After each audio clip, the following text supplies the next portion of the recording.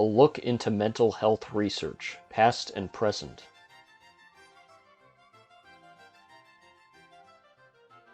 What is mental health? Mental health comprises the emotional, psychological, and social well-being of people and their communities. Just like any other field of research, the study of mental health is a science. It involves the systematic organization of knowledge derived from observations made by professionals. There is one thing which differentiates mental health research from other sciences, however.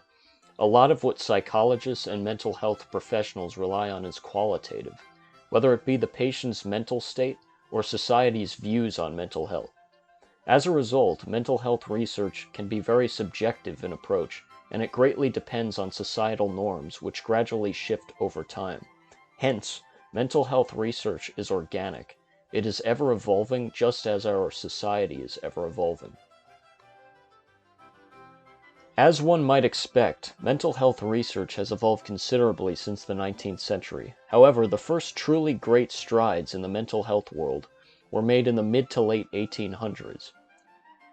Mental health treatment in the 19th century started out as a very bleak practice, such that the line between treatment and punishment often blurred. Patients were subject to exorcism, bloodletting, and even torture. Reactionary attitudes soon followed suit in response. For example, Dorothy Dix was an American schoolteacher who traveled to Europe suffering a nervous breakdown. She soon learned of the efforts undertaken by Quaker social reformers in places like England. She would return to the United States and contribute to the establishment of mental hospitals that offered more benevolent care for the mentally ill than ever before.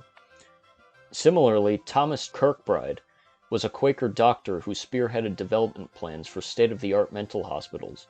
Believing architecture could support mental treatment, Kirkbride used architecture to foster a welcoming, therapeutic environment for the mentally ill.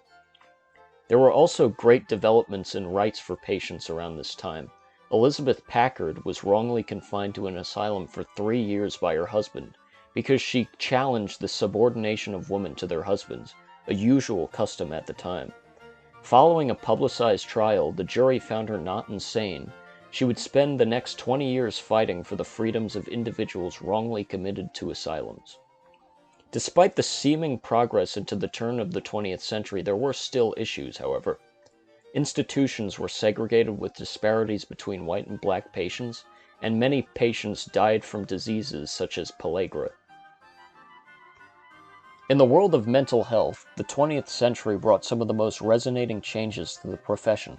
While there were many steps taken which greatly improved treatment for the mentally ill, several challenges would crop up during this time, some of which remain lingering issues today. One of the significant transitions in mental health research during this time can be explained by the concept of medicalization, a process by which non-medical problems such as human condition become defined and treated as medical problems. As we will see, medicalization is a double-edged sword in several ways.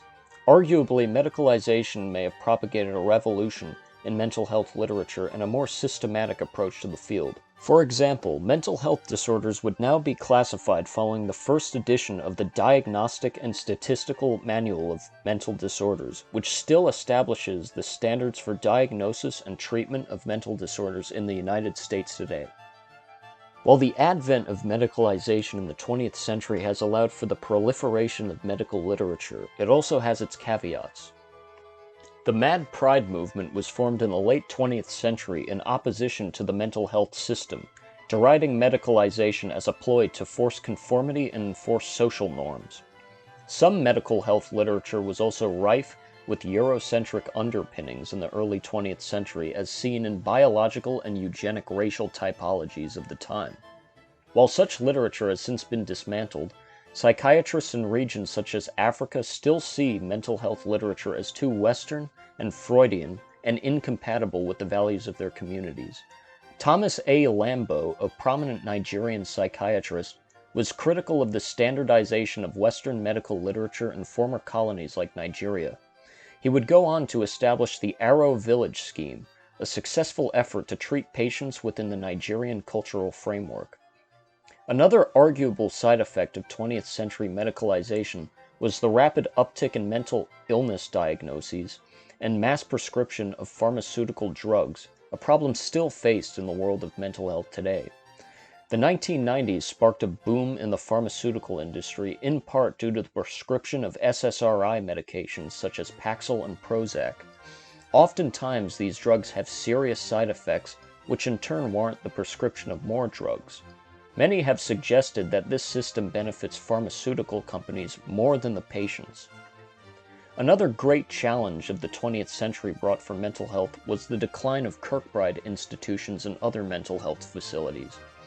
Into the 1900s, most mental health hospitals would become overcrowded, unsanitary, and understaffed. By the late 20th century, government initiatives such as Reaganomics would reduce funding for these facilities even more. Arguably, this deinstitutionalization created a vacuum in the mental health system, which the U.S. prison system has since filled. Present day, the Bureau of Justice Statistics reports that more than half of all inmates have a mental health problem. Oftentimes, the mentally disabled are imprisoned for simple misdemeanor crimes and are housed in the same general population. With one of the highest rates of recidivism in the world, mental health treatment in American prisons is dubious at best.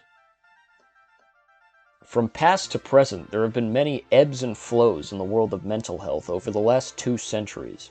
Today, we have become increasingly cognizant of the field's strengths as well as its pitfalls.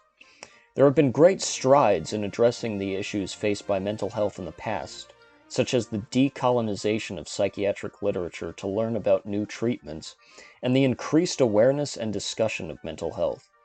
However, some of the past issues remain unsolved, and new issues have cropped up in today's world.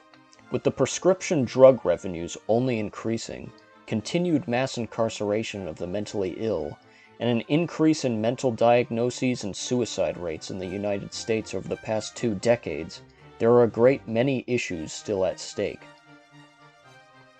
In conclusion, this review into the world of mental health raises several questions.